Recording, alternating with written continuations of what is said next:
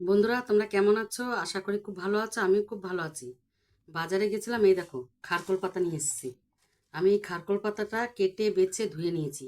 আমি কিভাবে এটা ভর্তা বানাবো চলো দেখবে। কড়াই আমি বসিয়ে দিয়েছি, দুটো শুকনো লঙ্কা আর দুটো কাঁচা লঙ্কা দিয়ে দিলাম, আর কটা রসুন দিয়ে দিলাম। ভালো করে নাড়াচাড়া করে নেবো, ভেজে নেব। আমি একটু কালো জিরা দিয়ে দেবো এর মধ্যেই, দিয়ে ভালো করে নাড়বো। এটা ভাজা হয়ে গেছে, এবার আমি নামিয়ে নেব। ওই কড়ার মধ্যেই আমি জাফরান পাতাটা দিয়ে দেবো।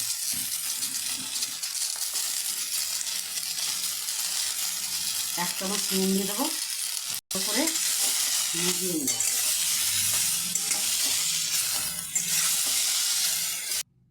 আমি ভালো করে ভেজে নিয়েছি, এবার আমি মিক্সারে দিয়ে পেস্ট করে নেব। কড়াই বসিয়ে দিয়েছি, এখন একটু তেল দিয়ে দেবো। এবার আমি যে এটা মিক্সারে পেস্ট করে রেখেছি এটা দিয়ে দেবো,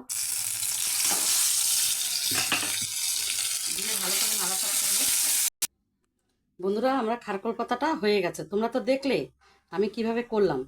বাড়িতে বানিয়ে এইভাবে খাবে। ভালো লাগলে একটা লাইক, কমেন্ট, শেয়ার করে দিও।